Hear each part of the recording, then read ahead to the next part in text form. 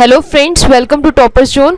तो आज हम बात करने वाले हैं effect of change of pressure. जैसे कि हमने अपनी लास्ट वीडियो में पढ़ा था कि जो can matter change it's state, तो किसकी वजह से लास्ट वीडियो में हमने पढ़ा था टेम्परेचर की वजह से कि मैटर अपनी जो स्टेट है वो चेंज कर सकता है।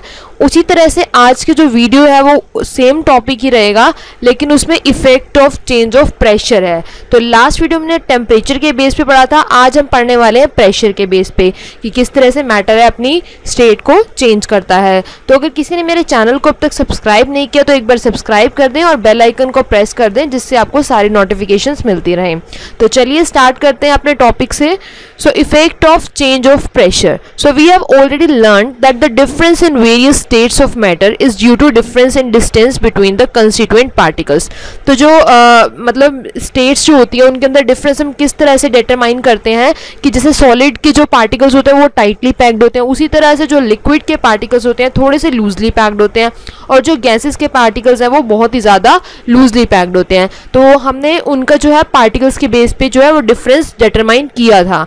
सो what will happen when we start putting pressure and compressor gas enclosed in a cylinder. तो जब भी हम किसी सिलेंडर के अंदर कोई भी गैस फिल करते हैं तो उसे पहले कंप्रेस किया जाता है, उसके बाद उसको अंदर फिल किया जाता है। सो will the particles come closer? Do you think that increasing or decreasing the pressure can change the state of matter?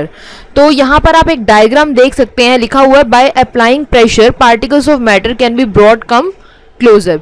तो यहाँ पर देख सकते हैं कि किस तरह से जो है गैस फिल करी जाती है सिलेंडर के अंदर। तो पार्टिकल्स पहले क्या होते हैं, लूजली पैक्ड। उसी तरह से जैसे ही प्रेशर अप्लाई किया जाता है तो पार्टिकल्स जो है वो बहुत ज़्यादा क्लोज आ जाते हैं। तो इस क्वेश्चन का आंसर में मिल चुका है यहाँ पर।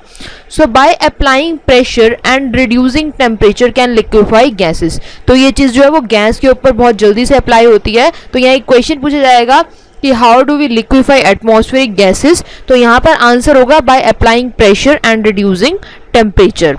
सो have you heard of solid carbon dioxide. तो पूछा जाता है what is solid carbon dioxide. तो ड्राई आइस को हम बोलते हैं solid carbon dioxide. So have you heard of solid carbon dioxide, it is stored under high pressure. तो इसे हाई प्रेशर के अंदर रखा जाता है because solid carbon dioxide gets converted directly into gaseous state. Because क्या होता है कि सॉलिड कार्बन डाइऑक्साइड जो एग्जाम्पल है वो सब्लिमेशन का है। बिकॉज ये क्या होता है, सॉलिड डायरेक्टली इसमें गैसियस स्टेट में कन्वर्ट हो जाता है without going into the liquid state.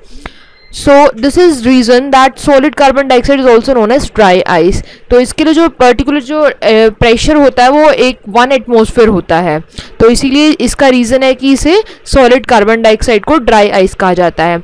Thus we can say that pressure and temperature determine the state of substance whether it will be solid, liquid or gas। तो यहाँ पर कहने का मतलब है कि टेम्परेचर और प्रेशर को चेंज करके ये डिटरमाइन किया जा सकता है कि जो एक स्टेट है वो दूसरी स्टेट में कन्वर्ट हो सकती है। तो यहाँ पर एक डायग्राम दिया गया है, inter conversion of 3 states of matter. ये बहुत ही इंपॉर्टेंट है, पेपर में पूछा जाता है कि सॉलिड से लिक्विड जो प्रोसेस है उसे चेंज होने को क्या बोलते हैं। तो यहाँ पर आप प्रोसेस देख सकते हैं कि सॉलिड टू लिक्विड जो है उसे फ्यूजन बोलते हैं एंड लिक्विड टू सॉलिड को सॉलिडिफिकेशन बोलते हैं। उसी तरह से लिक्विड टू गैस को vaporization and gas to liquid को कंडेंसेशन बोलते हैं, और इनकी डेफिनेशन भी हम बना सकते हैं। उसी तरह से सॉलिड टू गैस कन्वर्जन को सब्लिमेशन बोलते हैं और गैस टू सॉलिड को भी सब्लिमेशन ही बोलते हैं सेम। तो यहाँ पर ये पूछा जाता है कि inter conversion of 3 states of matter. तो इसके बाद यहाँ पर कुछ क्वेश्चंस हैं वो आप देख सकते हैं कि convert the following temperature to Celsius scale. So first question is convert the following temperature to Celsius scale. तो यहाँ पर कुछ क्वेश्चन दिए गए हैं केल्विन में, उसे हमें सेल्सियस में कन्वर्ट करना है। तो मैंने आपको बताया ही था कि किस तरह से कन्वर्ट करते हैं।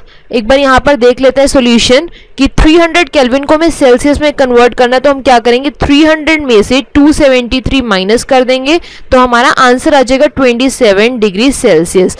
तो अगर केल्विन टू सेल्सियस कन्वर्ट करना हो तो हम माइनस कर देते हैं 273, और यहाँ पर भी आप अगला इसका पार्ट कर सकते हैं इसी तरह से सेम। तो इसके बाद सेकंड क्वेश्चन देखते हैं, what is the physical state of water at 250 degree Celsius. तो वाटर की जो 250 डिग्री सेल्सियस पे कौन सी स्टेट होगी, वो होगी गैसियस स्टेट।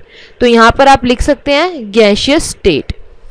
अब सेकंड पार्ट है इसका, 100 डिग्री सेल्सियस पे वाटर की स्टेट कौन सी होगी। तो हमें यहाँ ध्यान रखना है कि यहाँ पर जो 100 डिग्री सेल्सियस है उस पर वाटर जो है वो लिक्विड और गैस दोनों स्टेट में एग्जिस्ट करेगा, बिकॉज एट दिस टेम्परेचर जो हीट है वो इक्वल हो जाएगी लेटेंट हीट ऑफ वेपराइजेशन के, और वाटर जो है वो स्टार्ट हो जाएगा फ्रॉम चेंज होएगा किससे, liquid state to gaseous state में कन्वर्ट हो जाना। तो उसके बाद नेक्स्ट है third question, for any substance why does the temperature remain constant during the change of state. तो इसका आंसर देख लेते हैं कि जो टेम्परेचर है वो सेम क्यों रहता है जब स्टेट चेंज हो रही होती है। क्योंकि क्या होता है कि जब हम हीट सप्लाई कर रहे होते हैं टेम्परेचर को इंक्रीज करने के लिए, वो उससे क्या होता है उसके जो पार्टिकल्स पे फोर्स पड़ता है सिर्फ उस पर इफेक्ट पड़ रहा होता है कि पार्टिकल्स की जो पोजीशन है वो चेंज हो रही होती है, उससे उसका टेम्परेचर पे कोई इफेक्ट नहीं पड़ता। जो हीट हम सप्लाई करते हैं वो टेम्परेचर को इंक्रीज और डिक्रीज नहीं करती, उसी की वजह से टेम्परेचर क्या रहता है वो सेम रहता है। तो लास्ट क्वेश्चन देखते हैं यहाँ पर, suggest a method to liquefy atmospheric gases. तो मैंने अभी इसका आंसर बताया था कि by applying pressure and reducing temperature. तो यहाँ लिख सकते हैं by applying pressure and reducing temperature, इससे हम एटमॉस्फेरिक गैसेस को लिक्विफाई कर सकते हैं। तो आज के इस वीडियो में हमने डिस्कस किया है effect of pressure on change of state, और यहाँ पर एनसीईआरटी के कुछ क्वेश्चंस देखे हैं। So thank you for watching this video. अगर आपको ये वीडियो अच्छी लगी तो please like share and comment.